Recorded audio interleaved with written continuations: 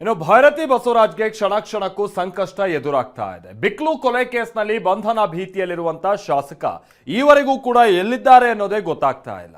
ಒಂದು ಕಡೆ ಕೇಸರಿ ನಾಯಕನ ಬಲೆಗೆ ಸಿಐಡಿ ಮುಂದಾಗಿದ್ರೆ, ಮತ್ತೊಂದು ಕಡೆ ಬಂಧನದ ಭೀತಿಯಿಂದ ಬಚಾವಾಗೋದಕ್ಕೆ ಶಾಸಕರ ಕಡೆಯಿಂದಲೂ ಬಹಳ ಪ್ರಯತ್ನಗಳು ನಡೀತಾ ಇದೆ. ಒಂದು ವಾರದಿಂದ ಅಜ್ಞಾತರಾಗಿದ್ದಾರೆ.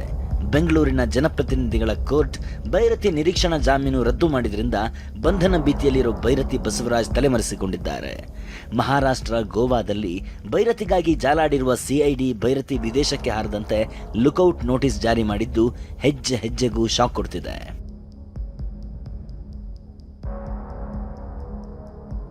ನಿನ್ನೆ ಲುಕೌಟ್ ನೋಟಿಸ್, ಇಂದು ಕೋಕಾ ಅಸ್ತ್ರ. ಭೈರತಿ ಬಂಧನಕ್ಕೆ ದಿಕ್ಕುಗಳಿಂದಲೂ ಸಿಐಡಿ ಬಲೆ. ಸತತ ಒಂದು ವಾರದಿಂದ ಭೈರತಿಗಾಗಿ ಸಿಐಡಿ ಸುತ್ತದ ದಿಕ್ಕುಗಳೇ ಇಲ್ಲ. ಉತ್ತರದಿಂದ ಹಿಡಿದು ದಕ್ಷಿಣದವರೆಗೂ ಹದ್ದಿನ ಕಣ್ಣಿಟ್ಟಿದೆ. ಇಷ್ಟೇ ಅಲ್ಲ, ಭೈರತಿ ವಿದೇಶಕ್ಕೆ ಹಾರದಂತೆ ಲುಕೌಟ್ ನೋಟಿಸ್ ಕೂಡ ಜಾರಿ ಮಾಡಿದೆ.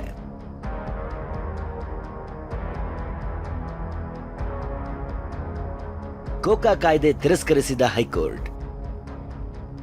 ಸಿಐಡಿ ಸುಪ್ರೀಂ ಮೊರೆಗೆ ಸರ್ಕಾರ ಅನುಮತಿ. ಬಿಕ್ಲು ಕೊಲೆ ಕೇಸ್ನಲ್ಲಿ ಸಂಘಟಿತವಾಗಿ ಅಪರಾಧ ಎಸಗಿರೋದು ಕಂಡುಬಂದಿದೆ ಅಂತ ಪೊಲೀಸರು ಕೋಕಾ ಕಾಯ್ದೆ ಹಾಕಿದ್ರು. ಆದರೆ ಹೈಕೋರ್ಟ್ ಮಾತ್ರ ಸಂಘಟಿತ ಕೊಲೆ ನಡೆಸಲಾಗಿದೆ ಅನ್ನೋ ಬಗ್ಗೆ ಸಾಕ್ಷ್ಯಗಳೇ ಇಲ್ಲ ಅಂತ ಕೋಕಾ ಕಾಯ್ದೆಯನ್ನ ರದ್ದುಪಡಿಸಿತ್ತು. ಹೀಗಾಗಿ ಹೈಕೋರ್ಟ್ ಆದೇಶದ ಬಗ್ಗೆ ಸಿಐಡಿ ಗೃಹ ಇಲಾಖೆ ಗಮನಕ್ಕೆ ತಂದು ಸರ್ಕಾರದ ಅನುಮತಿಯೊಂದಿಗೆ ಸುಪ್ರೀಂ ಕದ ತಟ್ಟಿದೆ. ಹೀಗಾಗಿ ಭೈರತಿ ಸೇರಿ ಉಳಿದ ಆರೋಪಿಗಳಿಗೆ ಸಂಕಷ್ಟ ಇನ್ನಷ್ಟು ದುಪ್ಪಟ್ಟಾಗಿದೆ.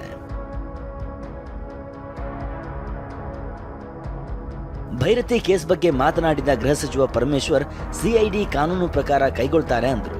ಕಾನೂನು ಪ್ರಕಾರ ಏನು ಕ್ರಮ ತಗೊಳ್ಬೇಕೋ ಪೊಲೀಸ್ ಇಲಾಖೆ ಸಿಐಡಿ ಅವರು ತಗೊಳ್ತಾ ಇದ್ದಾರೆ. ಅವರಿಗೆ ನಾವು ಏನು ಹೀಗೆ ಮಾಡಿ ಅಂತ ಹೇಳಕ್ಕೆ ಬರೋದಿಲ್ಲ. ಅವರು ಕಾನೂನು ಪ್ರಕಾರ ಏನು ಮಾಡಬೇಕೋ ಅದನ್ನು ಮಾಡ್ತಾ ಇದ್ದಾರೆ. ಇಷ್ಟೆಲ್ಲ ಬೆಳವಣಿಗೆಗಳ ನಡುವೆ ಭೈರತಿ ಬಸವರಾಜ್ ಜಾಮೀನು ಕೋರಿ ವಕೀಲರ ಮೂಲಕ ಹೈಕೋರ್ಟ್ಗೆ ಅರ್ಜಿ ಹಾಕಿದ್ದಾರೆ. ಡಿಸೆಂಬರ್ 26ರಂದು ಅರ್ಜಿ ವಿಚಾರಣೆ ಇದೆ. ಈ ಅವಧಿಯೊಳಗೆ ಭೈರತಿ ತಾನಾಗಿಯೇ ಸರೆಂಡರ್ ಆಗ್ತಾರಾ ಅಥವಾ ಪೊಲೀಸರೇ ಅರೆಸ್ಟ್ ಮಾಡ್ತಾರಾ? ಕಾದು ನೋಡಬೇಕು. Bureau report, TV9.